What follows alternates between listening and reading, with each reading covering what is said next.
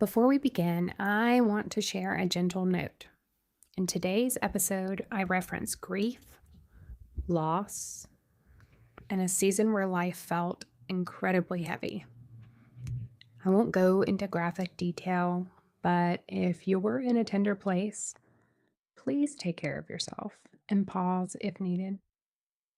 This episode is rooted in hope, healing, and choosing to stay.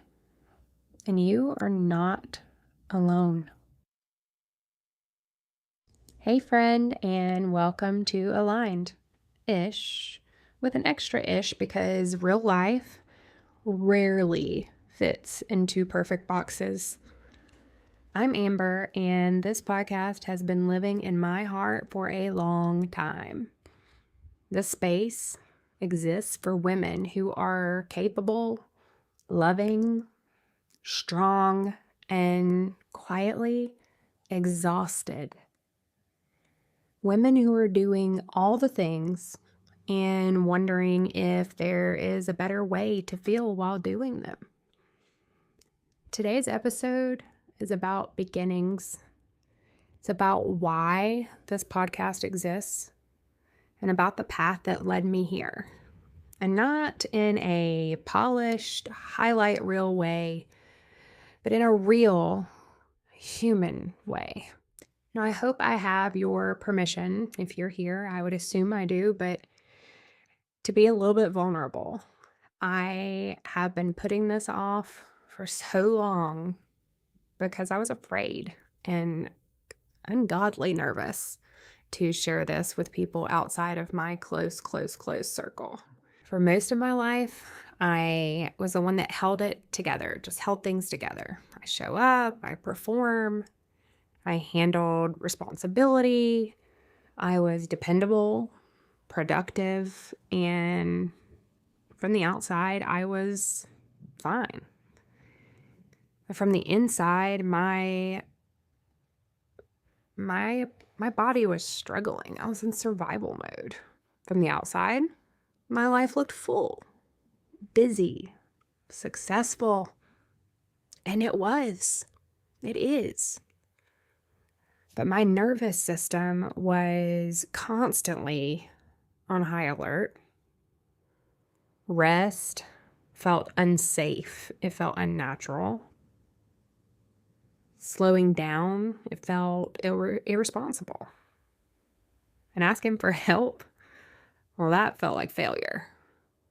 And today, with all of the stigmas on mental health and burnout culture and all of the pressure that society places on us to go, be high achieving, highly successful, and especially women, like, especially if you're a head of household or even, shouldering some of the household, or if you're a mom or a caregiver.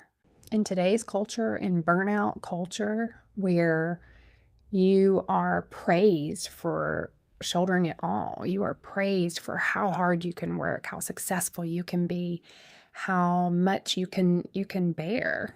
I mean, I remember our sweet Amelia, our very first baby. She was 2 weeks old, and I wrapped her and swaddled her and wore her across an award stage to receive an award for being a top producer. And I was so proud of that. I was so proud of that award because I had busted my tail that year.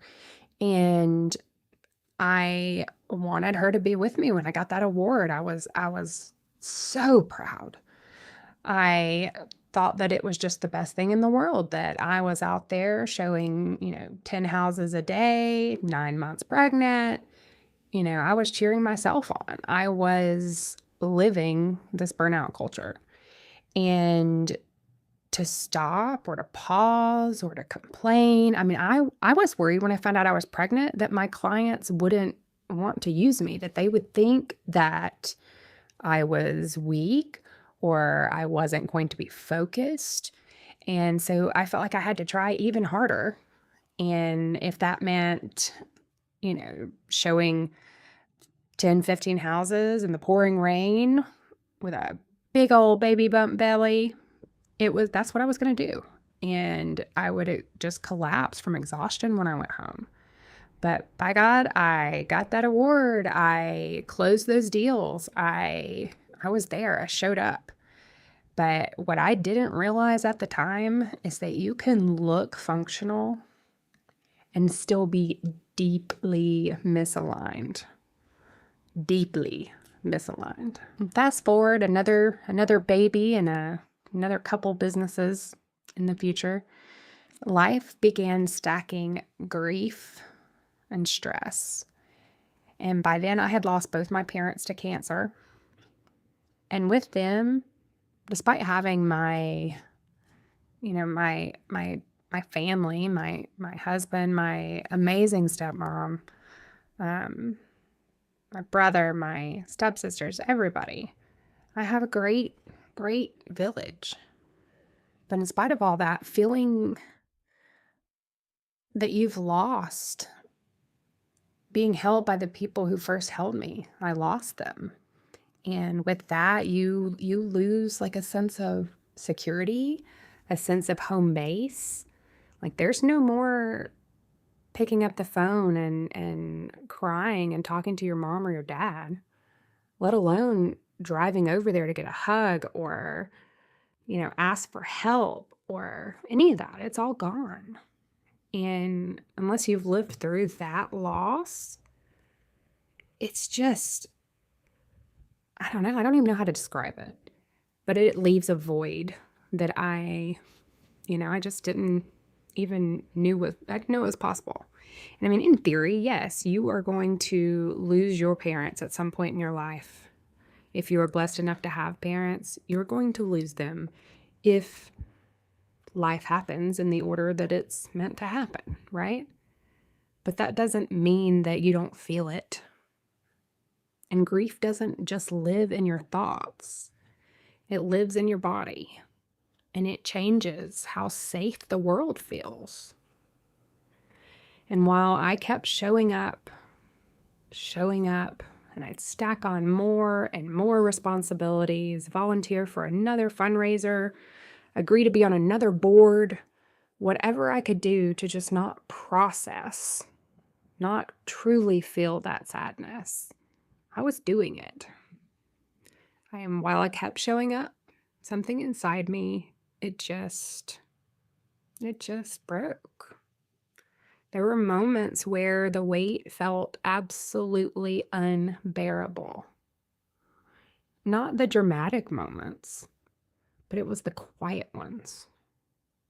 The kind where you realize you are exhausted in a way that sleep won't fix. That's going to do nothing for you.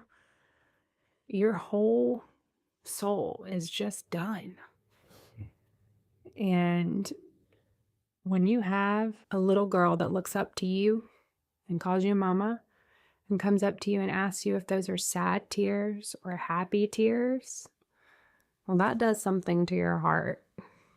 And it's just, it was time. It was time to pause. Now, I want to name something carefully because I know how isolating it can feel. There was a season where, and I didn't want to die, but I also didn't know how to keep living and how to go on the way I was. It was just not possible. And if you've ever been there, please hear this.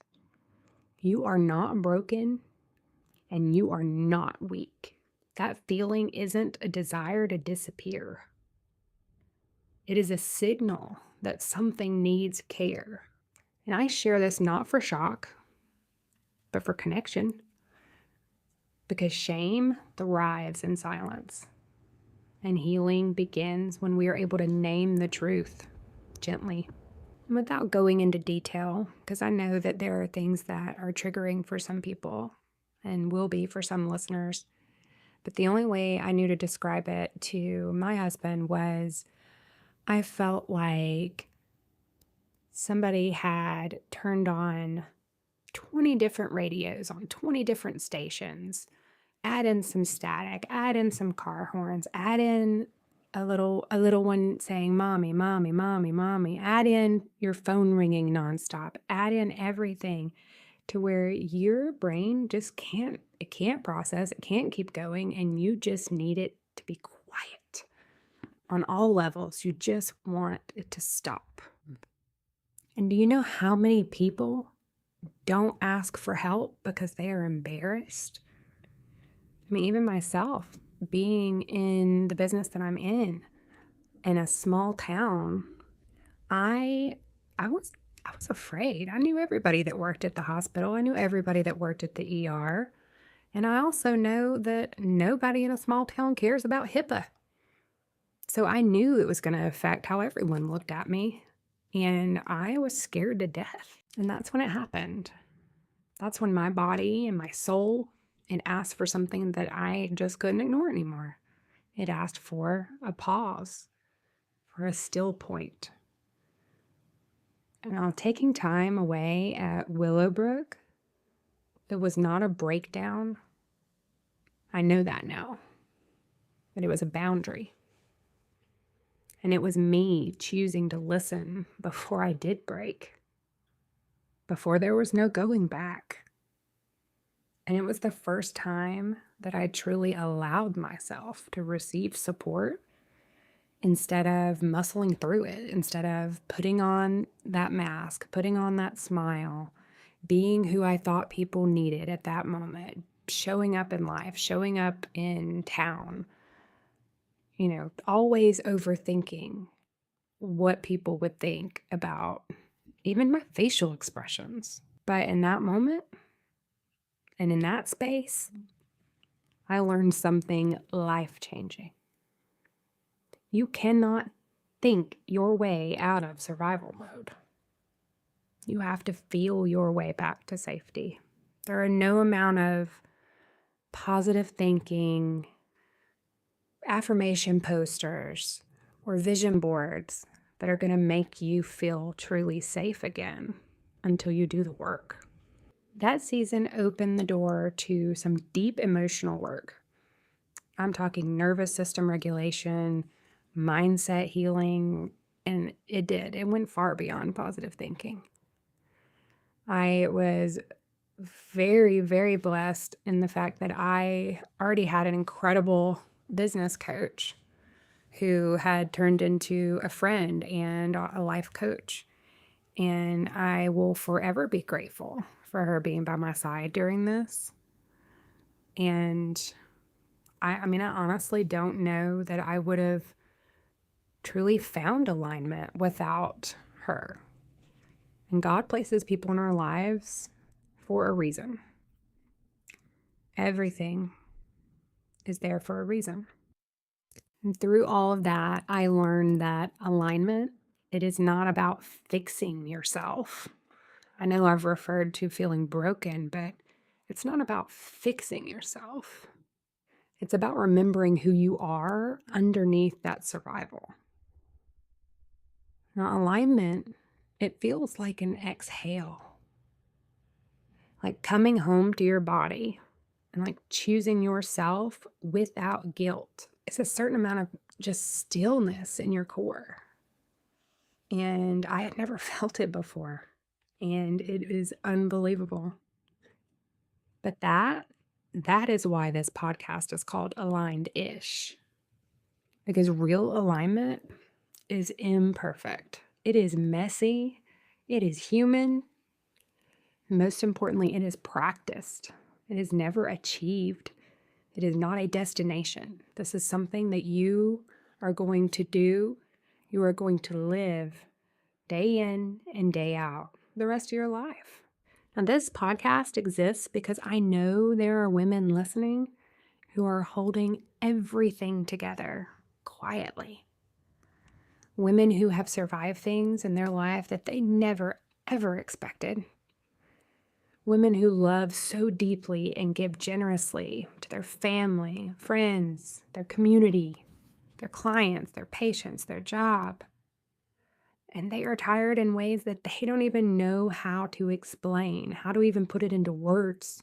Now, if that's you, this space was created with you in mind. In the episodes ahead, we'll talk about burnout, grief, healing, parenting, mindsets, identity shifts, and what it means to live aligned in real life. Some episodes are going to feel like a deep breath of fresh air and allow you to exhale. And some are going to challenge you. They're going to call you on your BS. And others, well, they're going to feel like sitting with a friend who just gets it. If this episode resonated with you, I'd love for you to stay. Follow the podcast, share it with someone who might need it, and take a moment today to ask yourself, where in my life am I craving more alignment? Thank you so much for being here. This is Aligned-ish. And until next time, stay aligned. Ish.